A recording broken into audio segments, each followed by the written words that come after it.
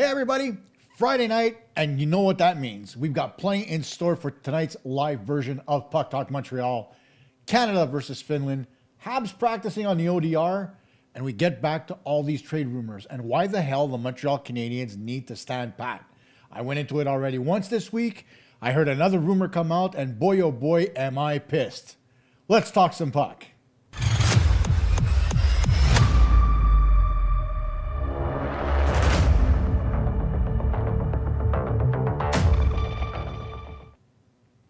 Hey everybody, Coach here from PuckTalk Montreal, welcoming you to this Friday, February 20th edition of the show as we kick off another weekend where we're going to see Team Canada go for gold versus the USA on Sunday. But before we get to all that, let me just once again thank all of you for all the birthday wishes and all the well wishes. It's been humbling to say the least, and I love it, right? Obviously, I've got a family that loves me, but to know that all of you appreciate it enough to send your very best, it's very heartwarming. Now, let's get to the good stuff, shall we? Canada versus Finland. If you were me and I'm sitting there watching the game, you'd be yelling nonstop. Why? Because Canada dominated Finland, but somehow, some way, Finland managed to trap Canada into submission almost. If not for their tenacity, God knows how this game would have finished off. But it started in the first period. A penalty by Sam Bennett and a goal by Mika Rantanen. Who else? Right? Take a look on the upcoming faceoff in the zone. Right to Rantanen. Boop. Top corner. Top cheese. 1-0 Finland. And no fault to Binnington. The puck was on edge. Kind of a hard shot to track. No way, shape, or form that he would be able to stop that one. It's 1-0 for Finland. Fast forward to the second. Canada's on the power play. And Nathan McKinnon tries to slow down a clearing attempt from Finland. It backfires. He can't hold the zone. It ends up on Erik Halla's stick at this point. Because how do you allow Finland to come in shorthanded and score? It pissed me off. It's a semifinal game. You need to be better in your own zone and especially on the power play. You got to make sure those pucks stay in the zone. McKinnon didn't. He will make up for it later.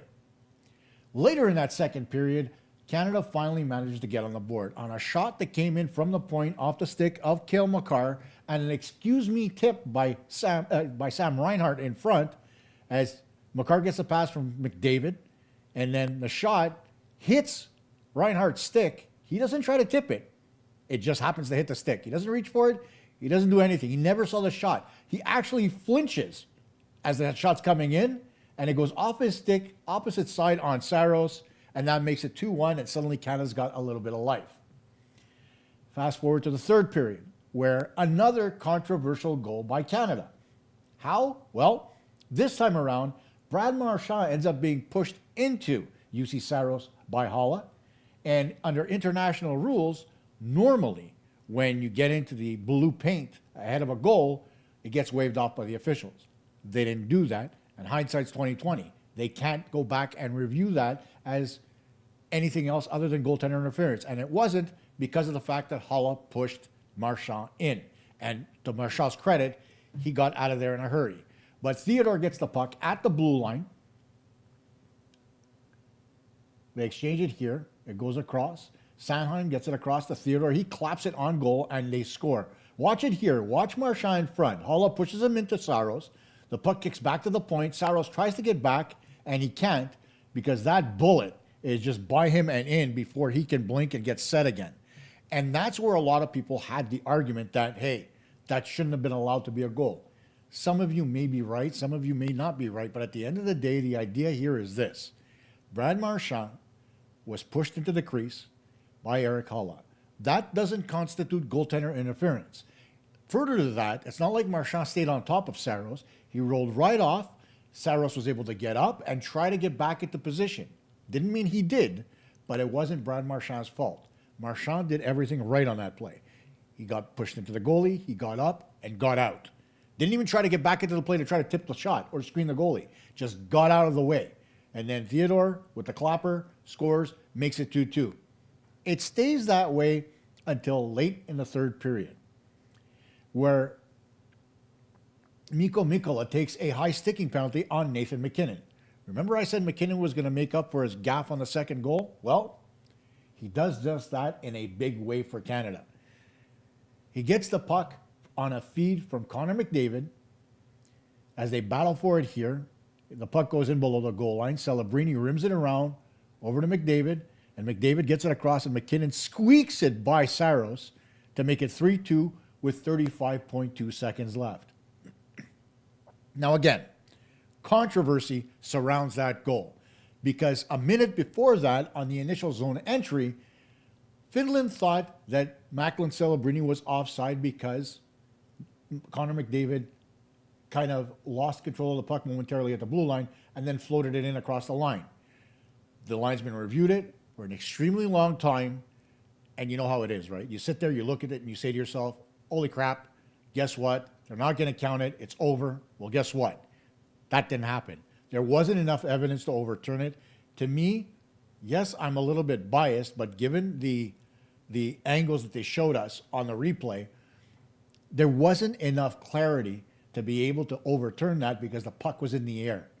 So damned if you do, damned if you don't. Canada gets to win the game 3-2 and move on to face off versus Team USA, who, for their part, absolutely dismantled Slovakia by a score of 6-2. Juraj Slafkovský of the Montreal Canadiens getting another goal in this tournament, his 11th in Olympic competition. None too shabby for the young guy, right? So Slafkovský is going to end up playing for bronze, while Canada and US play for gold. Now, here's the one thing that I'm extremely sad about and a little upset. Oliver Kapanen was on the Finnish team. Not that anybody noticed, right? Because he didn't get a lot of time on the ice. For the most part, it just wasn't there for him, right? He was barely used in the second game of the tournament, and then after that, you really didn't see him for Finland. And that's a shame. You're talking about a kid who's got 18 goals in his rookie season in the National Hockey League. He is the second-line center of the Montreal Canadiens. You'd think for a team who'd be a little bit more starved for scoring, they might want to put him out there to see what he can bring to the table, especially given the fact that the kid's a good 200-foot player. But no. Finland decides, you know what, he's too young, we're going to leave him on the side. So they gave him the jack-eye treatment, for lack of a better way of putting it, which is unfair given the fact that the kid wanted to play. What would be even more unfair now, and something that would really be a bush league move by Finland, is to have the kid get into the lineup only for the bronze medal game. And if Finland loses the bronze medal to Slovakia, what kind of an experience is that for Kapanen? Zero. So if you didn't play him this far, don't play him in that last game. Play with what you have, see what you have versus Slovakia, and go from there. In the meantime, we all get hyped up for the US versus Canada game, which is going to be great. And Tony, I agree with you 100%. I'll get to that later. But by and large, this is going to be another epic showdown between two hockey powerhouses. Now that we're done with the Olympics, or done with the review of today's games, let's take a look at what the Canadiens did on this day, which was something really cool because they were on my old stomping grounds in NDG. Now, I grew up in Outremont, in an area which was way far away from NDG, right? But because of politics in Outremont, I ended up getting my release and playing for NDG. And our home games, that's where I played my junior AA, by the way, our home games were held at Confederation Arena, now more aptly known as the Doug Harvey Arena on West Hills Avenue in NDG. And what's there? One of the Canadiens' Bleu Blanc Bouge rinks. And what did they do? Well, the Habs were outdoors playing to the masses today. Students from nearby schools were there as the Canadiens were outside having some fun. All smiles, going through drills, 3-on-3, scoring some goals, making some saves. Like right here, you see a save, a beauty by Dobesh, a beautiful move here by Demidov. So a lot of fun being had, the Canadiens saluting the crowd and basically having a lot of fun outdoors, which is what the essence of the outdoor games in the NHL was supposed to be. Get out there, play for the masses, get back to your grassroots, as I mentioned. I spent nearly half of my childhood on outdoor rinks. And I mean that because winter was bloody long in Canada back then. We would start playing in October. We'd end up going well into March, all in the outdoor rink. And the fun part for me was the outdoor rink where I was right behind my high school. So I would literally go to the gym in the morning, go to school during the day, lunchtime where we had an hour, I'd have a quick bite, and I was outside on the ODR for 45 minutes before I got back inside to go to my last 2 classes of the day. And then I would hop out again, grab my skates and stick from my locker, go back out to the ODR, and stay there till 6, 7, 8 o'clock at night, right? The lights were great. The rink was great. The ice was great. And to be fair, beyond practice, that is where we learned how to play. And even the NHL guys admit that as well, as you saw here from both Hudson and Mike Matheson. Take a listen. Just being outside, it's where you kind of learn how to be, what you want to be as a player or what you want to do. You go out there and pretend you're an NHL player, and to be fortunate enough to be, in the NHL now, it's really special and something I don't take for granted. When I was younger, I really liked Patrick Kane and pretend like I'm on the Blackhawks, so it's special for sure. But now it's even cooler. Not necessarily. I mean, I think it was just the beauty of almost every single day we'd get home from school and go there, and sometimes my mom would have to bring us dinner down there because we wouldn't come home to eat, and so we'd spend all night there. They had great lights, and so during the summer we usually had to be in when the street lights came on, but when it was winter time they had good lights, so we didn't have to. And that's just a microcosm of life in Canada. And unfortunately, that's not the case anymore. You go to a lot of ODRs in the city and they're empty. Either you see adults like me out there going back in time and trying to relive our youth, but you don't see a lot of kids out there. Parents are a little bit too, call it protective, call it what you will. A lot of kids are on the ice at that time, right? Playing for their respective teams. Playoff time is coming. They're at practice, whatever the case is. You don't see a lot of kids outdoors. Even during, as I mentioned, during the day, I used to go right after school. That ODR that you just saw in that video in NDG has an elementary school that is literally facing the rink, right? So how do you go about, saying that what is this going on when it comes to the youngsters, right? They should be able to walk down the street, go to the rink for an hour and then go home. But no, now kids, they hop on the school bus right away and they end up going home. Nobody walks home like we used to do, right? Because parents are too scared to allow their kids to walk home. It's a real shame, all things considered, right? So I guess it is what it is. But I'll tell you this, I grew up on the ODR. 6 months out of the year almost, I was out on the outdoor rink, being my favorite player. Now, when growing up, my favorite player was that guy right there, Yvan Cournoyer, right? As I got older, I started pretending to be Doug Gilmour. I wore his number when I played, number 93, right? So all that being said, at the end of the day, basically, we played on the ODR all the time. Threw your sticks in the middle, made teams out of everybody that was out there. And you didn't know anybody, right? You got out there, there were a bunch of guys from the neighborhood that played. You ended up, with 30, 40 guys on the ice, teams of 20. You barely had room, and you learned how to stick handle between the guys. You learned how to pass between legs. You didn't really learn all that stuff in practice at the rink because most of the time, the coaches that you had were parents. They weren't anybody else. They weren't committed to learning the game. Hell, when I learned how to skate, basically somebody threw me on the ice and said, hey, here, learn to stand up, learn how to move. And I did. The only thing I didn't learn right away was how to stop. And that clearly came a little bit later. But it is what it is, right? That's the ODR. That's the special part of playing outdoors. Really important and really something that everybody should enjoy, right? At one time or another. Whether you go and you play outdoors or maybe you go up and you skate on a local pond, on a lake, whatever. I used to go up to Beaver Lake with my friends, and Beaver Lake had paths that would go through the forest that were iced, that had, they made skating paths, much like what we saw in Texas earlier this year, where the streets froze. Something to that effect. But it was fun. You'd go up there, you'd play hide and seek on skates. Are you kidding me? It's just, it was the best of times. It's unfortunate that we have to get old, but it is what it is. And it's unfortunate that we don't trust our kids enough and the world isn't as safe as it used to be to allow our kids to enjoy those same freedoms that we used to have. Now, getting away from all that, getting away from the ODR, getting away from the Olympics, I want to get to the topic at hand because last night, as I was getting ready to go to bed, I popped on a video on YouTube, and all of a sudden they're talking about the possibility of the Montreal Canadiens trading for Charlie Coyle of the Columbus Blue Jackets. I went back into my archives.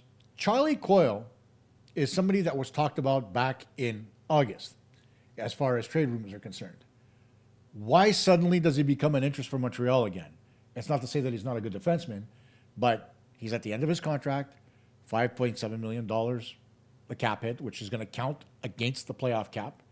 And unless the Canadiens can remove some salary, they're going to be well over the cap for the playoffs. But let's erase all that and think about it for a minute, right?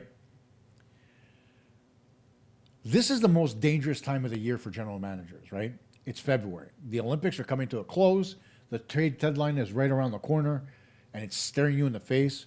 And for the first time in a long time, as we've been fans of this team, the Canadiens not only are close to making the playoffs, but in my mind, they should make the playoffs, right? To me, there's no question. They're good enough to be there. They're second in their division. There's no ifs, ands, or buts when it comes to the placement of the Habs. I believed it at the beginning of the year. I believe it now, right? The bell sounder's loud again. Fans are antsy. They want their team in the playoffs. The kids are playing more like men than kids now. The rebuild has been working and is working now. But that's exactly what I'm terrified of, right? Because right now, Ken Hughes has this big red button on his desk that says buyer. And my message to him, as it was earlier this week, clear as day, don't you dare. You don't want to get caught in the rental trap. That's what I call it. Because rentals cost you a premium, right? I've been at this coaching-wise anyway for 20 plus years, and I've been an executive now with a team for a couple. And even with the team that I work with, I'll give you an example. I had a conversation just the other day with our owner, and he's in Thetford's Mines. He's scouting players for next season. And I asked him, I said, the Pee Wee tournament in Quebec City, where you have some of the best players, not only in the province, but in the world, playing there. Why aren't we there checking those players out early? And he said, quite frankly, our league doesn't really cater to that level because the players are just that good. We're more that second-tiered league where players end up getting to because they fall through the cracks. That gap that normally happens between elite and almost elite players. And so that's where I stand. He stands on this. He was out there scouting college players, CJ, here in Quebec, right? From the RESQ. And above and beyond that, he's going to be scouting players from the CSSHL, which is the Quebec High School League. So all that being said, those players don't normally end up at the elite level. They normally end up on the cusp of the elite level, but they fall through the cracks and they end up playing double letters, a level they don't want to be at. So that's where we scout. So when it comes to all of that and you're looking at it, you're getting the second-tier player, but you know you are, and that's where you stand. That's where rentals are a little weird, right? Because say, for example, the Canadiens were to go out and get Charlie Coyle. Charlie Coyle, he's got some value, right? He's a good player. So the Canadiens would have to trade a first or second round pick for him, right? So you go out and you get the rental. What's the first thing that the rental does? Well, he takes away ice time from one of your rookies. A guy who's been there since October, who's bled for your team, has sweated for your team, and hasn't really been ensconced in the culture that Marty St. Louis has built. His culture in the locker room is based on merit. It's based on young guys earning their ice time. And that case is absolutely what we're talking about when it comes to Arbor Jacki. Stéphane Robida and Marty St. Louis don't agree on his merits. They don't give him the ice time they think he we think he deserves. They give him the ice time they think he deserves, which is absolutely normal. But if you're going to go out and you're going to trade for a guy like Ryan O'Reilly or Jonathan Marchessault or Nazem Kadri, some kind of older mercenary, for lack of a better term, to bring in for the last 25 games and the playoffs, you end up scratching a kid who's been there all season long. What message does that send? A kid, again, like Oliver Kapanen, I brought him up before, right? 18 goals on the season. He's been very good at filling the second line center role. You're going to get rid of him to bring in Ryan O'Reilly? Nazem Kadri? He's going to end up playing fourth line minutes and having, 10 minutes a game? What does that tell you about making an effort and enjoying the fruits of your own labor as a player, right? You're not just trying to win games, right? You're trying to tell your young core that they're good enough to play. And getting a mercenary into your lineup and taking the young guy out is the exact opposite of the message that I think Marty St. Louis wants to send to his players. So for me, Kent Hughes going out and getting that kind of player, it's going to ruin that. It's also going to ruin the locker room chemistry. Oftentimes you go out and you get a rental that you haven't had a chance to really assess his character. And so he comes in and he thinks he's king shit, and all of a sudden he ruins everything in your locker room. You're no longer there, with a team that's united. And right now, if you take a look at the Canadiens' locker room, they are absolutely united. There's no two ways about it. So with all that being said, and above all else, you're giving up your draft capital, like a second-round pick, to go get somebody like a Marchessault or a Kadri or whoever. Think for a minute about the fact that that second-round pick could very well be somebody like Lane Hudson. Lane was a second-round pick. So why am I going to give up that potential in order to get somebody that may very well not re-sign with my team come next season? Further to that, could you imagine a couple of years ago when the Canadiens went out and drafted Ivan Demidov and drafted Michael Hage 20th overall? Everybody on that draft floor thought that the Montreal Canadiens were going to get rid of that draft pick because they got the man they wanted. Instead, Montreal saved it for the other guy they wanted. They didn't just want one in the first round, they wanted two.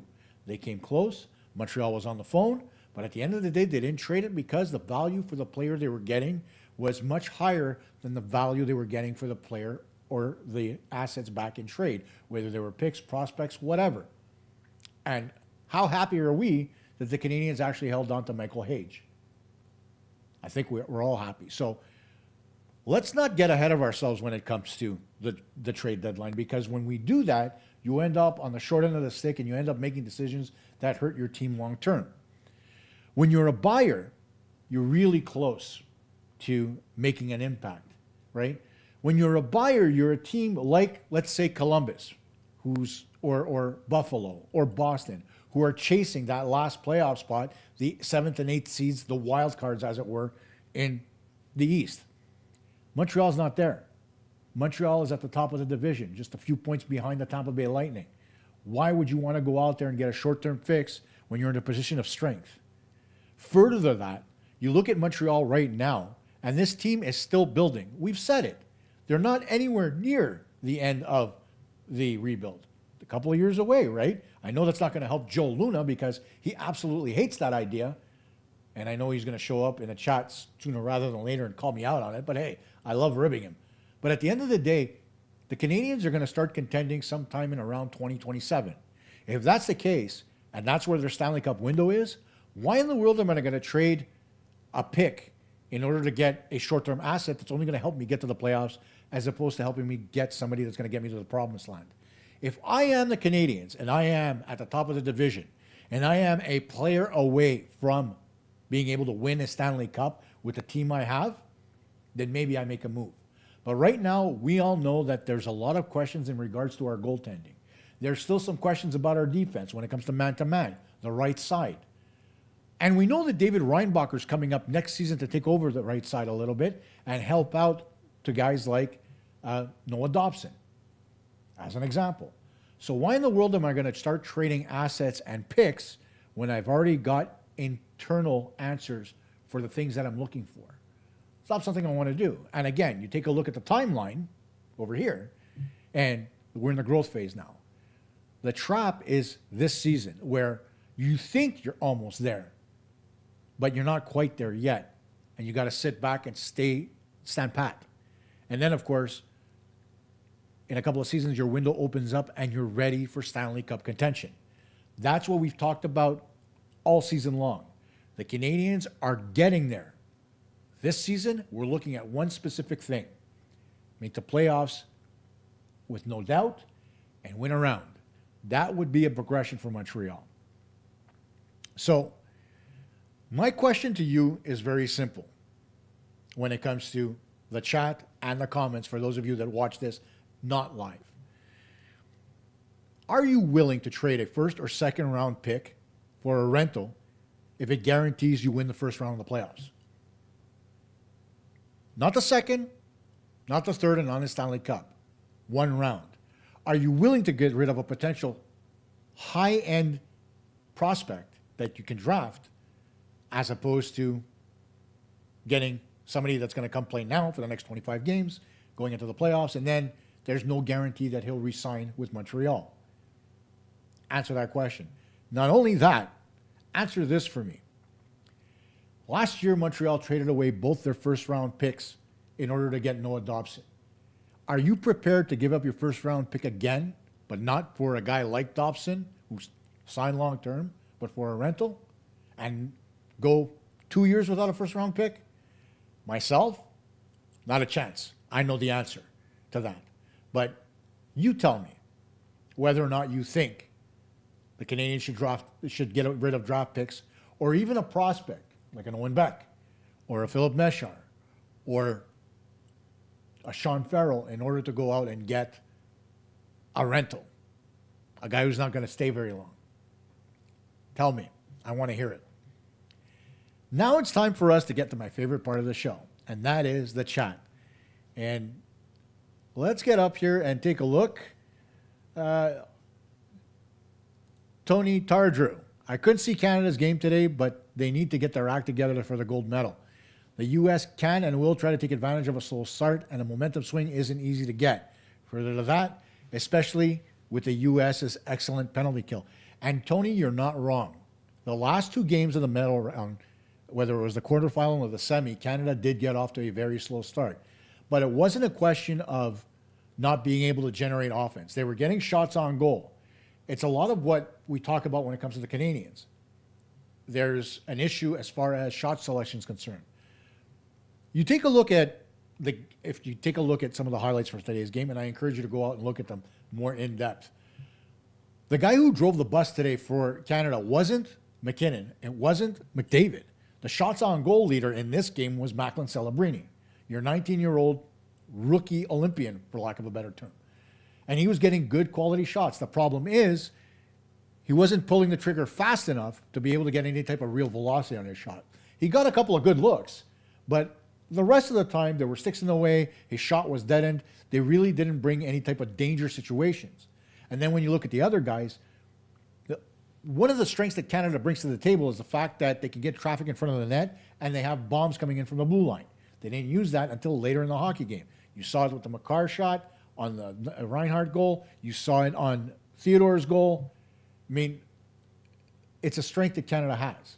Use it. They don't use it often enough, but you're right. They do need to be able to get off to better starts, and they do need to play much better in the offensive zone and keep possession of the puck. They give it up way too often along the half wall. I want to see that change a little bit. Enotap. I'm trying to say a patron backwards. There you go. To be honest, Canada matches better against the U.S. rather than a team like Finland. And that's a great point.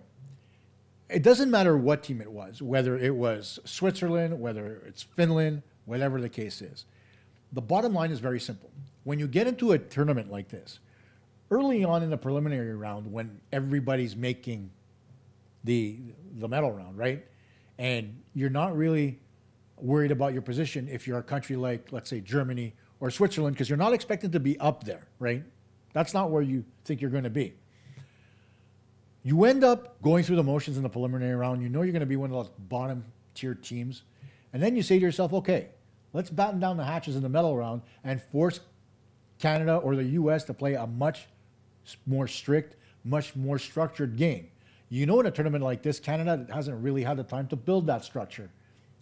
Just a bunch of players from around the National Hockey League. They've had a couple of practices here and there. They really haven't been able to really build any type of system or way to play. They do have a lot of skill. They do have a lot of talent, but oftentimes that doesn't translate. It translates in one direction offensively, but it doesn't translate defensively. You saw it today. McKinnon misses the puck. Holla comes in on a breakaway shorthanded. Those are things that Canada has to avoid, right? That goes without saying. But you're right. Because of the fact that both the U.S. and Canada can open it up, there's no doubt in my mind they match up better versus the U.S. The U.S. isn't going to look to play a defensive game. In Canada, while they haven't been playing a defensive game either, may very well have to play more like Finland against the USA to have any chance of winning. But we'll see how that plays out. You find the players fit the coach much better on Team USA. I don't know about that, because it wasn't the coach that really picked the players. It was Bill Guerin, right? But when you take a look at the players on Team USA, there's a variance, right? Canada, their top 6 is very skilled. Their bottom 6 is very rugged with skill. Team USA kind of, they kind of varied that throughout their lineup. Even when you look at them defensively, there's a reason why they didn't take Lane Hudson and they decided only to take Wayne Hughes, because they didn't want to have 2 of the same player in their lineup. They wanted to have variety in terms of what roles they're giving players. So by and large, when you look at it that way, yeah, they do fit what Mike Sullivan likes to do as a coach better, but overall, they aren't the better team based on the skill and the ability that they have as opposed to Team Canada. Time for me to say hello to not only just Tony Tardrew, but also Terry, who's out there with us as well, Intertap or Patron, Emphorio. First time I've seen your name out there. Welcome. Let's ask your question. We used to grab buses' bumpers and slide behind it, but I'm older than most of you. Oh my God, man. We used to do that with skateboards, believe it or not. A la Marty McFly from Back to the Future, which, yeah, that's a lot of fun and extremely dangerous as well. Let's see. Montreal is on the verge of a dynasty. Don't screw it up with a bad trade. And see, that's the whole thing, right? And thank you for that, Emporio. The thing about the trade is very simply, a trade is supposed to be made in order to augment your team and to make them better. Not short term, but down the road, long term. There may very well be players that are put out there or made available that have term on their contract, like a Kadri, for example. But Kadri's contract is a little too rich for my blood and a little too long, right? Given the production that he's had this season with the Calgary Flames. When I take a look at that, it's not really my cup of tea. But there may be other contracts that come down the road or other guys that are made available at the trade deadline that have 2, 3, 4 years that may very well fit the mold of a Canadian squad. Former first-round pick, term on the contract, not a very heavy cap hit, those type of things. Somebody that's an RFA or pending RFA. To me, being able to go out and get one of those brings much better value, because as an RFA, the Canadians retain the rights on the player. So you're not losing him as a UFA like you would a Ryan O'Reilly or a Charlie Coyle. You're keeping him, and you have the decision of whether you want to qualify him, whether you want to give him a better raise, or whether you want to sign him long-term based on what his output is. That, to me, would be a better look than just going out there and getting a 34-year-old mercenary. A 24, 25-year-old kid who you think could augment your lineup, make that deal if you can. If it's somebody that you would foresee keeping for a few years, at least 4 or 5. But if it's somebody that's a short-term fix in order to fill a void, don't bother doing it. You've got enough depth like that in the minors. So that's where I am with that. Terry, I finally come to the conclusion we do nothing and let the cards fall as they may. We progress as far as we can and with what we have, and reassess the players once the season is done. Go Habs, go. Totally my sentiment. And it's going to be my sentiment throughout the rebuild. Once the rebuild is done in a couple of years, I'll change my mind, because at that point, we're not rebuilding the team from the ashes that were left behind. The phoenix will have risen at that point, for lack of a better analogy. And so at that point, you become a little bit more aggressive. At that point, you know your team is going to be a perennial contender and that a short-term fix could very well give you a look into the type of player you need to either draft or you need to get via trade long-term. So I don't have a problem with that when your team's ready to be competitive year in, year out. And most of the time, when you've got those guys signed and your window is fixed, well, at the end of the day, you don't really need to go out and get mercenaries at the deadline, do you? You've got them coming up through the system. You've got them in your lineup already. Everything's done. And that's what the Canadiens want to be. They don't want to be the team that's looking for help at the deadline. That goes beyond anything that both Kent Hughes and Jeff Gorton want for their hockey club. Intertap. Hughes is not in the market for a rental. He's made it abundantly clear. If he deals, it will be a hockey trade that fits their system. They are in for a long run and not a playoff run only now. Yes, I agree. They are in it for the long haul and not only a playoff run now because they're not ready for a playoff run now, right? And yes, he's never been in the market for a rental. He's always looking to make a hockey trade. That's my point. When you take a look, though, at some of the other people that are doing what I do, right, and the stuff they're throwing at the wall to see if it sticks, all of it surrounds getting somebody who's a little bit longer in the tooth, who's had a history of playing well, but maybe not playing as well as he should right now, and who's older. So you're taking on a contract of a guy who's 34, 35 years old and could very well end up on LTIR, much like we had the problems with both Shea Weber and Carey Price. The Canadiens are out of that hole. They're no longer there anymore. It's no longer handcuffing him. I don't want them back in that hole. For all the love I can give to a guy like Ryan O'Reilly, who is a good hockey player, or somebody like Nazem Kadri, who historically has been a 30-goal scorer, or Charlie Coyle, who's a very good hockey player, I'm not ready to turn around and say, okay, I'm going to go out and get an older guy to play with my younger team and see how it goes. For that matter, there were stories coming out today that David Savard was hoping for a call from the Canadiens. For what? To do what exactly? Did you not retire last year? Did you not leave because you could no longer stand the rigors? You haven't played all season long. In fact, we've seen you at practice as the goaltender for the Canadiens during this very Olympic break. Why am I going to go out and bring you back? Are you in shape? You've been coaching all year. I don't think you're in the right shape to come back into the NHL. You might be feeling better because of the fact that you've been gone from the game, but that doesn't guarantee that once you get back into the game, your body's going to be able to hold up. You decided to retire for a reason. If you want to come back, do it next season. Ask for a PTA. Show what you can do in the preseason. If you can't stand the heat in the preseason, you're done. I'm not doing it now. In no way, shape, or form. I don't care who you are. That being said as well, David Savard was a very good defenseman for a long time in the NHL. With Columbus, with Tampa, with Montreal. Stanley Cup winner. I'm not going to debate that. But I am going to debate bringing that guy back after what he ended up looking like at the end of last season. It's not what I want on this team. We've got mobility. We've got speed. We've got everything that we need, including a right-handed defenseman coming up from the minors next season. We don't need David Savard anymore. So can people stop bringing his name into the fold just because he's a francophone? Stop. If he had legs, by all means, do it. But he doesn't have legs left. So let's stop looking at that and saying, hey, we can bring back David Savard to fix our problem on the right side. I don't think so. In fact, I don't think we even have a problem on the right side. We're playing a lefty there, and he's doing a fine job for the time being. I'm not worried about it, and neither should you.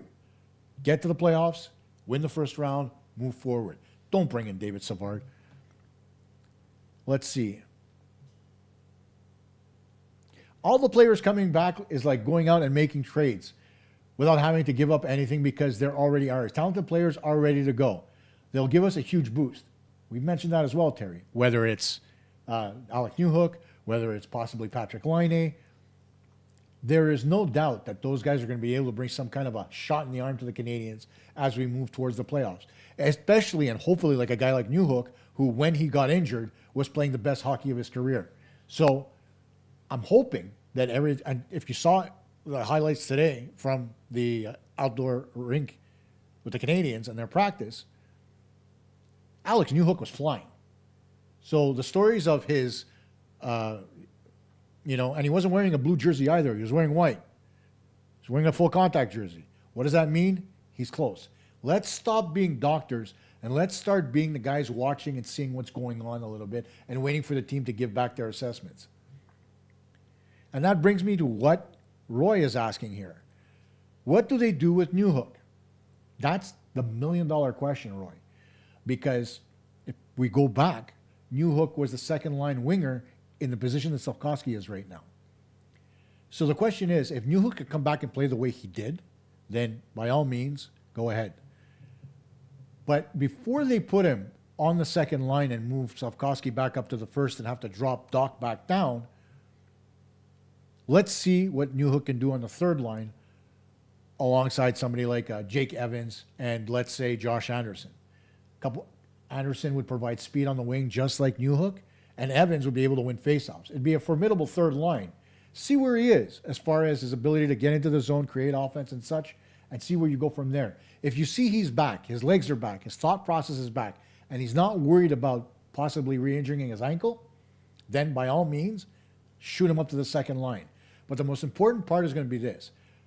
Despite practice and all of that, just like we said with Kirby Dach when he was coming back from his knee injury, going through the motions at practice is one thing. The rigors of game time and real-time games is much different.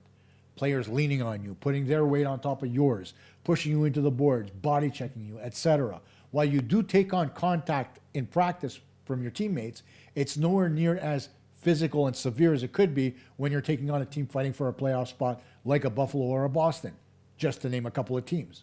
So before Alex Newhook gets the bump up to the second line, bring him up gradually. Start him on the third, see what he can do there. If he could take the punishment on the third line, bump him up to the second, move Slav up to the first, bring Doc down to the third, and away you go. And then we could figure out what to do with Laine when he gets back, because my God, there's going to be a logjam. But we'll see what happens there.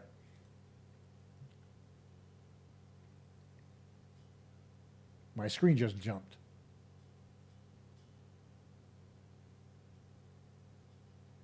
Buonasera, professor. Okay, hang on a second. Why are you calling him professor?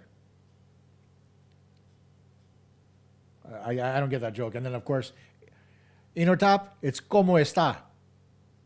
Or como estai, I think. And then you get Bene from Roy. I don't get it. Why are you... Buonasera, professore. Is that Italian or Spanish? I can't even tell anymore, but I digress. Stephen Kitchener, no rentals. Celebrini's a beauty. Wish he was a Hab. Don't we all?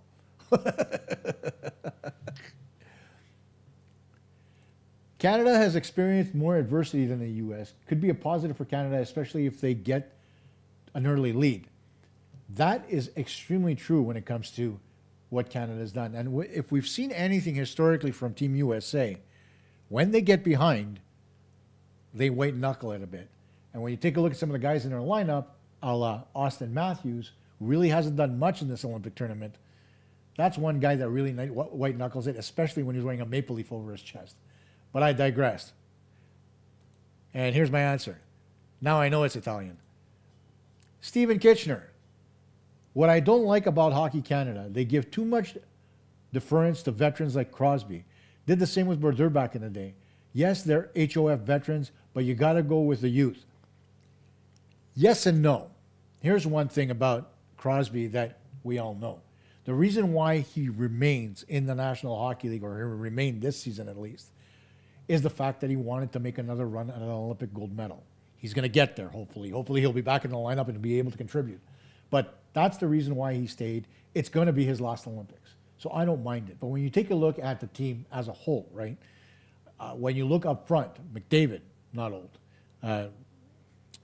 McKinnon, not old. Celebrini, very young.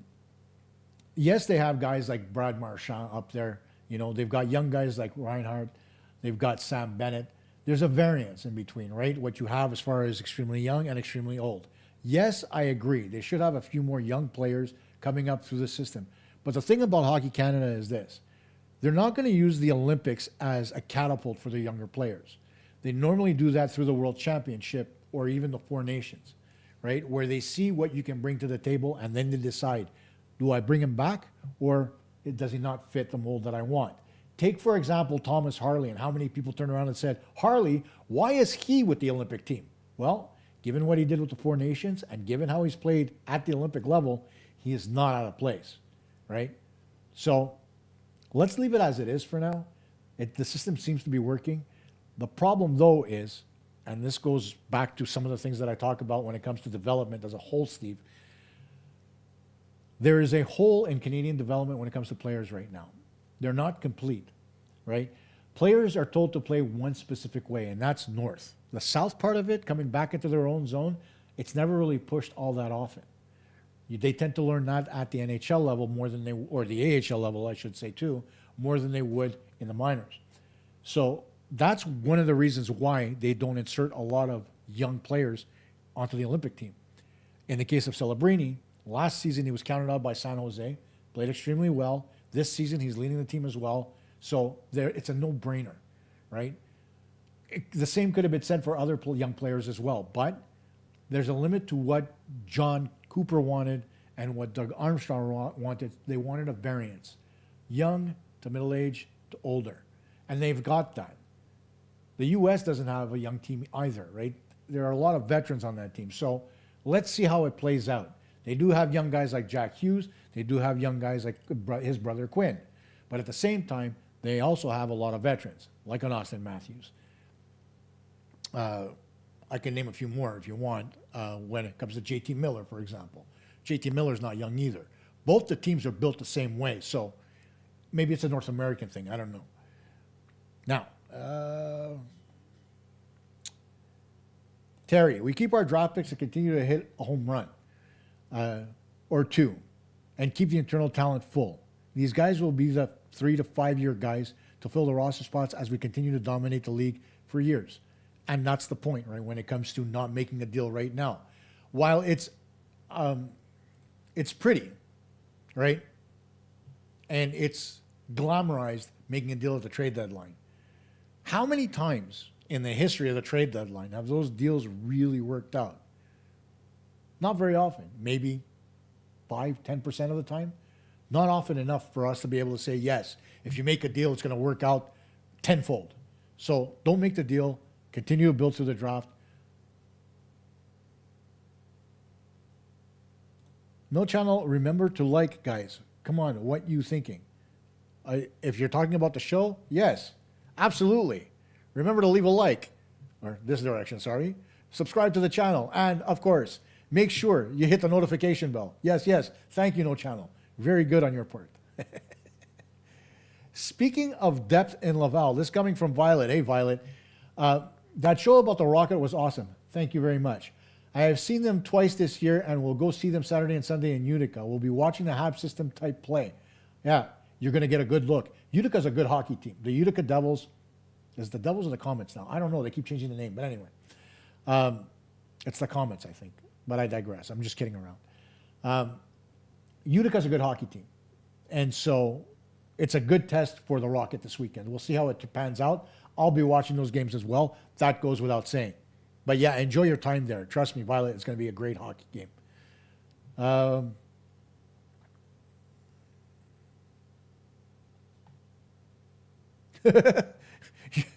In regards to David Savard, yeah, I saw that too. I'd rather see what Denny Savard has at this point. Yeah, not me. Funny story about Denny Savard. A few years back, and I'm talking a few, maybe back before I was married anyway, I ended up going to a bar in downtown Montreal, and lo and behold, Denny Savard was there accosting my favorite bartender. So the bartender had no idea who he was, right? So as she was there, just absolutely looking completely and utterly disgusted with him, because to be fair, Savard was hammered. I pulled her aside and I told her, I said, Teresa, you know who that is? And she looks at me, she looks at him, gross look on his face. No. I said, that's Denny Savard. Used to play for the Chicago Blackhawks, used to play for the Habs.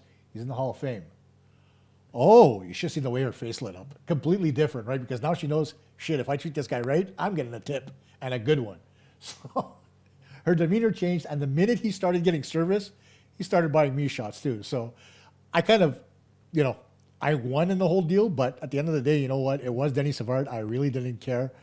At the end of it all, I much preferred the fact that, hey, she's getting her tip and well worth it, and she's not treating him like a horse's ass, even though he was drunk and deserved to be. But anyway, inner top. Has Laine played his last game as a Hab? Really don't see where he fits, and is a salary cap concern with others coming back off LTIR. There's nobody coming back from LTIR right now, inner top. Everybody's off to LTIR. The last guy that was there was actually Kirby Dach. So even Patrick Laine wasn't on LTIR. So right now, the Canadiens are cap compliant with everybody that they've got under contract. That being said, where he fits is a completely other story, right? Will he end up going back to the fourth line, playing limited minutes at 5-on-5 and contributing to the second wave of the power play or the first? We don't know. It all depends on what Marty sees from him. The big picture here about Laine is this. When he went down with injury after the 5th game of the season, the Canadiens were making him focus on his 5-on-5 play to see what he could bring to the table as far as defending in his own zone, because that, after all, was his biggest weakness. It wasn't about getting up the ice and getting into the offensive zone and being able to create offense. It was about him being in his own zone and being an option to be able to get out cleanly from the defensive zone and contributing to the man-to-man coverage. That's what Montreal wanted from him. That's not what they were getting previous to that. He got injured. He ended up on IR. Now he's coming back. Where he's going to fit in, I don't know.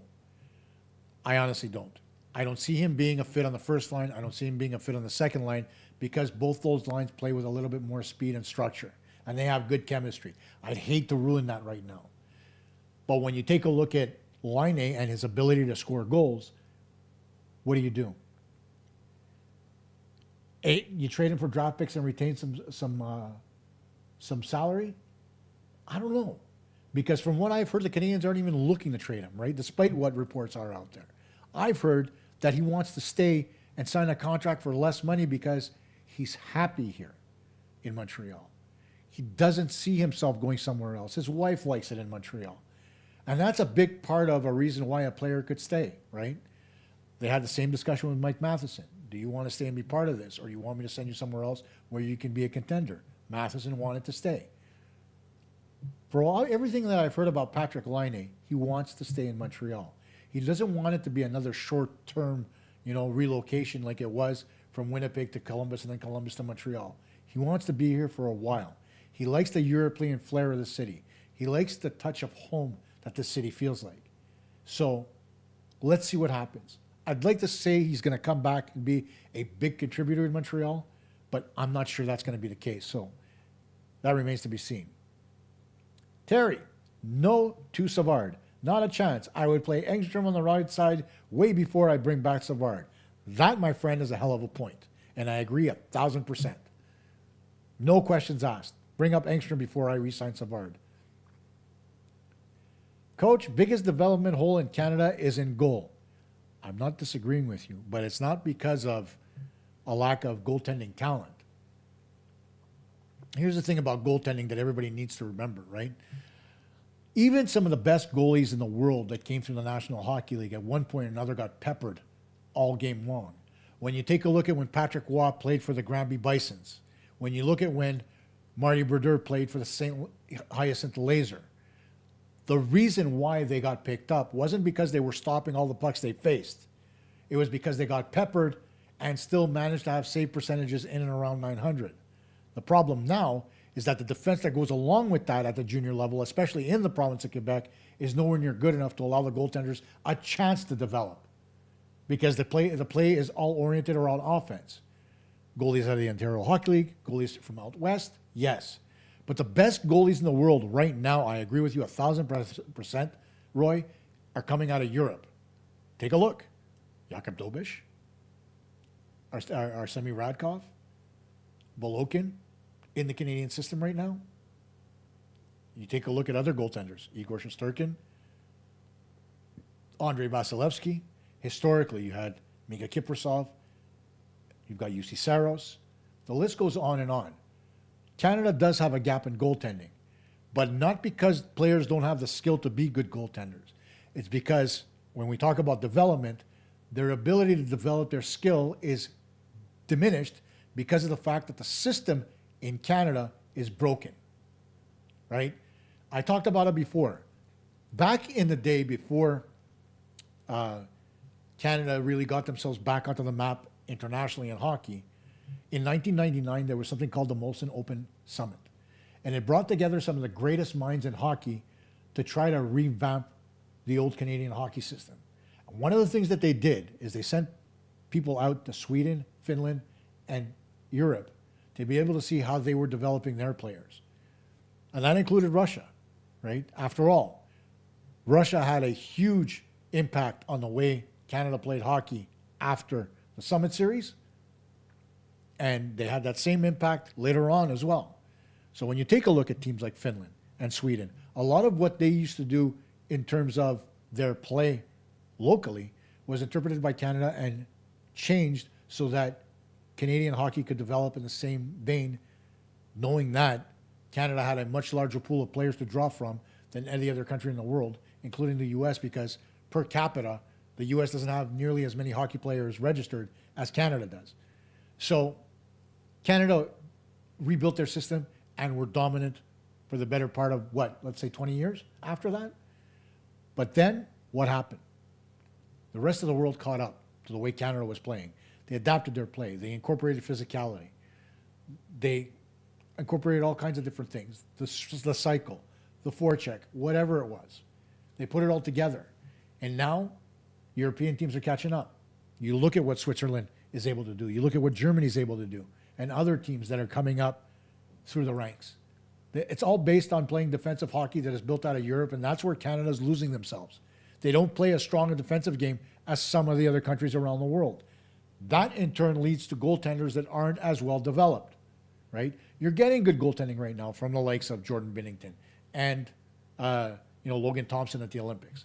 But when it comes down to it, and you look at the lower levels, goalies, number one, it's very expensive, and number two, they don't get nearly as much development as the regular player does. And the systems that are played in other leagues don't help them develop.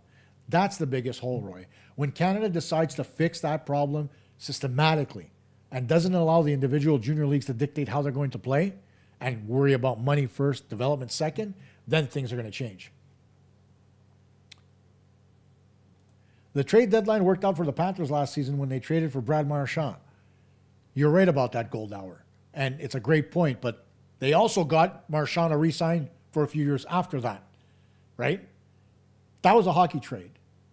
The understanding of what Marchand brought to the table, they loved him, they offered him a contract, and he decided to stay because he liked the environment as well. Different, because you're talking about a guy who's got character, right? You're talking about a guy who brought a specific skill set to a team that was missing it last year, and they ultimately went on to win the Stanley Cup. Look at Florida this year. Are they anywhere near close? No. They're not close to being the team that they were last year. Will they make the playoffs? That's the other question. We don't know that, right? Marchand was one deal, right? And again, it hits 5-10% of the time. It doesn't always hit. With Marchand, it worked out for Bill Zito and the Florida Panthers. That doesn't mean it'll work out for Montreal with a guy like a Charlie Coyle, for example. Syracuse has always been better. In fact, for a long time, Eric Veilleux was the coach of the Syracuse Crunch, and I know Eric very well, seeing as how he came from Hawkesbury. So, yes, I agree with you there, Violet. Stephen Kitchener, Coach, can you talk about why Quebec is not producing stars anymore, especially goalies? What's going on there? I just did. It's all about the fact that the Quebec system just isn't really built around development, right? Even at the lower levels. I'm not just talking about junior. I'm talking about just any type of level when it comes to hockey in general when it comes to Quebec. And it's not just Quebec. It's across the country, because the biggest problem I find is the lack of multi-sport athletes anymore, right?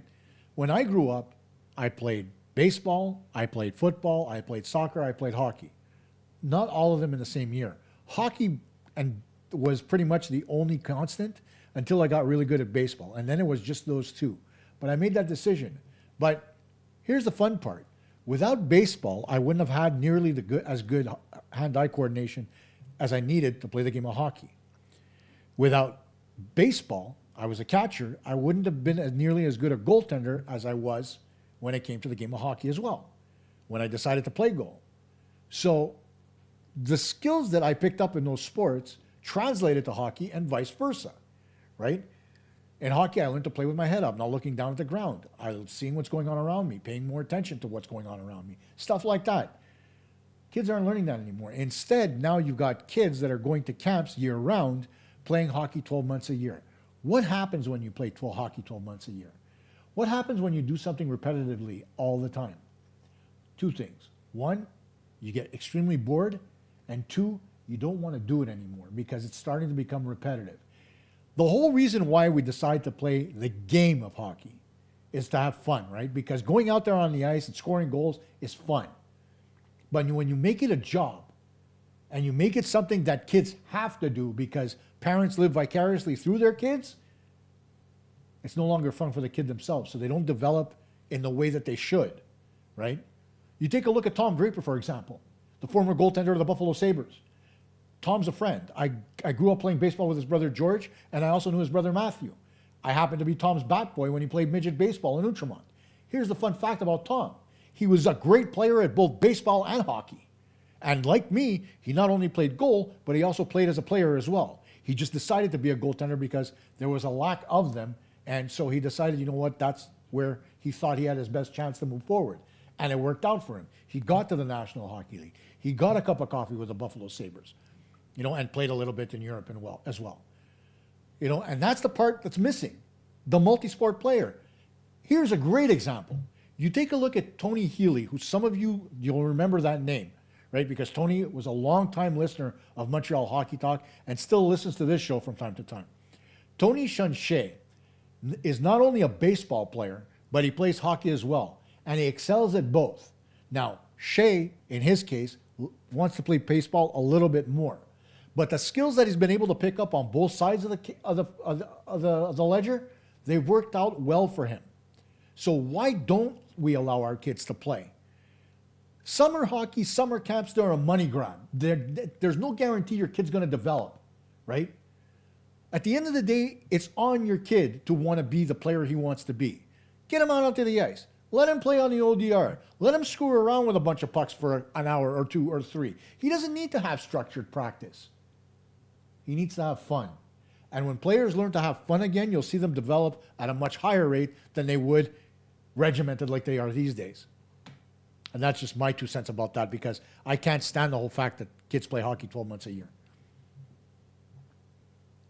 Terry, I believe the Habs win round 1, upset round 2, and hit a wall in round 3.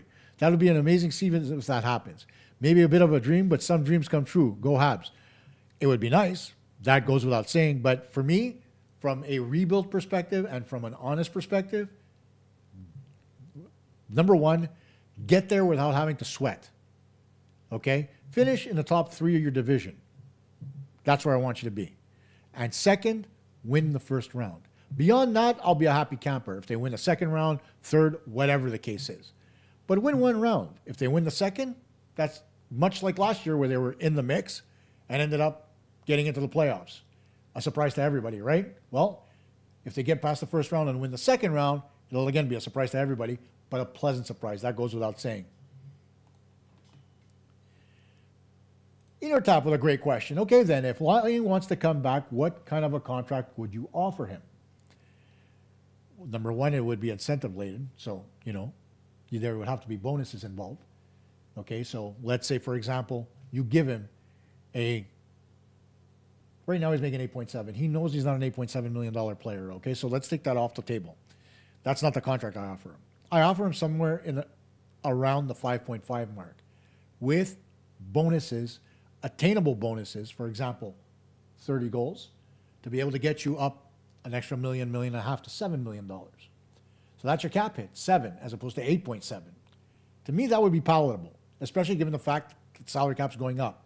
And to me, that contract would be 2 years. It wouldn't be longer. Give him 2 years to show you what he can do. Okay? We've had him for 2 now. It was the tail end of his contract from Columbus. And so, he's been injured, or for that matter, even give him 1. Much like you did with Sean Monahan. Give him the 1 year. Tell him, okay, you want to stay in Montreal? Show me how much you want to stay. Here's 5.5 mil or even less. If it's going to be 1 year, here's 4.5 mil with a $2 million incentive to score over 30 goals and get 60 points. If you hit both markers, you get $7 million. If you don't, you're at 4.5. Fair or unfair? You tell me. But at the end of the day, I think it's really important that Laine be given the opportunity to make that decision, because I think he could be a good player for Montreal if he remains healthy. But we haven't seen that yet, right? The gamble, it hasn't paid off, and you can still continue with it or you can jettison it. We'll see. I'd like to see him stay. I'd like to see him get that extra chance. I like redemption stories. Angelo Mr. Ioso. I hope I said that right. Angelo Misterioso. Now I get it. Sorry. First finished goal shorthanded. Why Nick Suzuki not on the faceoff? Why not Nick Suzuki on the faceoff? Because Nick Suzuki's an afterthought on Team Canada, isn't he? He wasn't brought on to be the penalty killer. So that's why he wasn't on the faceoff. It's pure and simple to me. You know, Suzuki, second wave maybe, third if need be, but he hasn't been the guy that they've relied on in this tournament to kill penalties. And honestly, the Canadiens haven't relied on him all that much to kill penalties either when it comes to winning faceoffs. Now it's been Philip Deneau. Roy, the rest of the world caught up to hockey, or Hockey Canada became political. Politicizing hockey is something that happens anyway. It's not about Hockey Canada becoming political, right? The game of hockey has been under a microscope since the allegations of what happened in the 2018 World Juniors. And it's been like that for the past few years. I don't like it. I don't like what the kids did. That goes without saying. I'm a father of daughters, so I would never want that to happen to my daughter. But at the end of it all, when it comes to hockey, I don't look at the political side of things. I look at the development side of things. Politics don't matter to me because they're going to be there anyway. Doesn't matter who's in charge, right? But when you take a look at Hockey Canada as it stands and you take a look at the way they're developing players, it's not happening the way that they outlined it back in '99. It's been 20 years since they did this, Roy. You don't think that, 25 actually. Do you not think it's time that they do it all over again? Because in 25 years, I can guarantee you the game of hockey has changed. The way the game is played, the way players are developed, the speed at which the game is played, it's all changed. So the way you coach the game has to change. It hasn't. So the development hasn't changed. It's not about politics. Inertop, parents are refusing to put their kids in as goalie primarily because of the cost. Exactly. Way too expensive. Coupled with the fact that there's a lack of appropriate coaching for goalies, and it's no surprise that there's a problem. That part I disagree with, okay?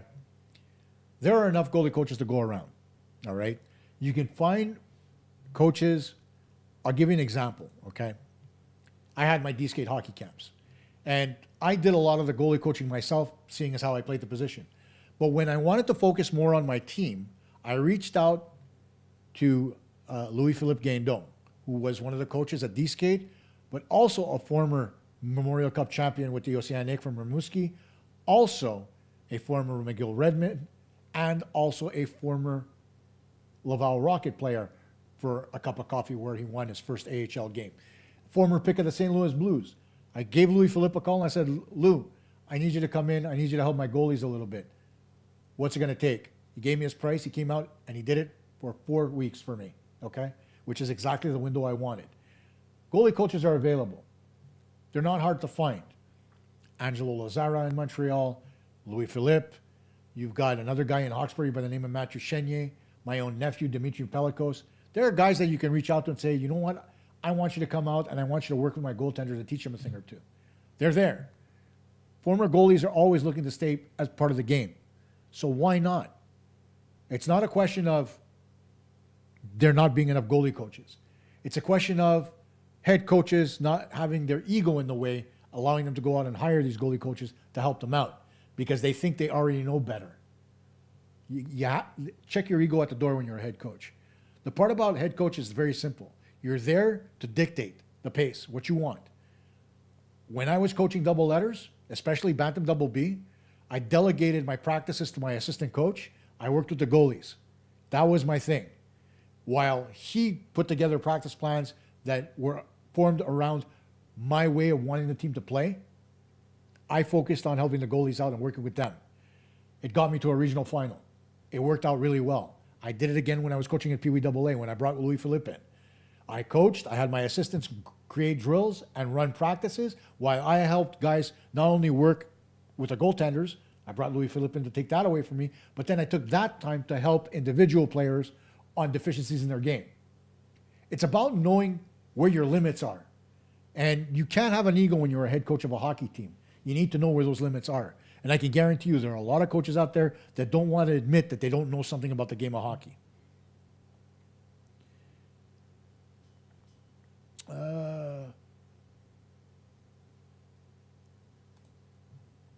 Okay, how does this happen? Evans is a new Brisebois. Scores a few goals, signs a big raise extension, then pfft. Brisebois? Okay, let's say this. Pat Brisebois was never a fantastic defenseman, despite what people said. Afraid to go into the corners. Yes, he got his contract, but he played the same way throughout, Roy. Jake Evans is not Patrice Brisebois. He's a third-line center. He got a raise based on his ability to kill penalties more than his offensive game. If he contributes offensively, great. But if he doesn't, still great, so long as he's doing the role that he was signed to do. And he does. Win faceoffs, provide energy, be a penalty killer. I have no problem with this game. I don't know why you would go after Evans, because Evans is doing exactly what he's expected to. I have a hard time looking at that one. I feel the break is the perfect time for our goalies to work out some issues with our new goalie coach. If Monty and Dovesh come out of the break 1 goal against better a game, we'll be in the playoffs. Yes, totally agree. And I mentioned this before. The first week of the break, you didn't see either goalie on the ice, and that bothered me. We saw David Savard instead. It bothered me. It was the time for them to work. They're working now when the whole team is back, but they should have taken a few of those days off that they had and worked one-on-one with Marciano on their deficiencies. While I say that, when I look at some of the video of the practices, I do notice that Montembeault is a hell of a lot more aggressive in his crease, and he's out at the top of the crease as opposed to being back, and he's backing in normally, but that's in practice. That never really translates to game time for Montembeault. While with Dobish, it does. So let's see when they get back to gameplay. I'm not going to assess them now because practice is practice. It's easy to say, okay, yeah, he's at the top of the crease in practice because the coach is telling him to be, and he's reminding him to be. But when you're on the ice alone and you don't have your coach right by your side, that changes the whole dynamic. So we'll see how that works out.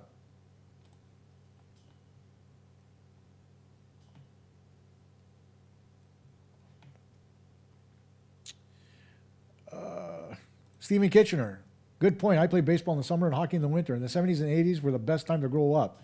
We ruled. Got news for you, Steve. We still rule. Our kids just don't know it. Playing all kinds of sport definitely helps. I was a soccer and softball as a main, but also running and tennis.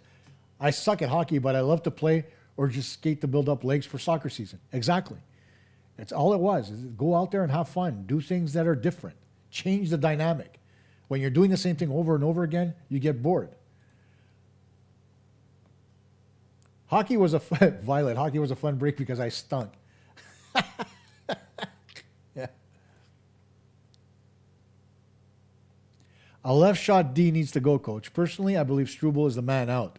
I believe Engstrom gets a full year to see where he is with the club. He deserves a fair shot. I love his game big time, and I'm not disagreeing with you. I do believe Struble will be the odd man out, and honestly, he draws more attention from other teams that somebody like a Arbor Jacki does, for example. Especially given the fact that I think Struble still has another year on his contract where Jacki is going to be an RFA with arbitration rights, I think. But not that's going to make any difference, right? Because the Canadiens are going to go out there to arbitration and tell him how much he sucks to avoid paying him a huge amount of money. But we'll see how that goes anyway. But yeah, you're right. Struble is the guy that I foresee going because, one, he's not getting a lot of ice time, and two, he continues to make the same mistakes over and over again, and I want to see that go away from his game. That's it for our show tonight, guys. It's been fun. And my daughter's visiting from Kitchener. She drove in through the snowstorm, so I'm going to go give her some love. And you should do the same with your family as well. I'm taking tomorrow off. Saturday is Daughter Day, so please do not expect a show tomorrow. I will be back. I'm going to think about going live after the Olympic game between Canada and the U.S. to assess all that. But remember, keep your skates down and your stick on the ice, and we'll see you next time.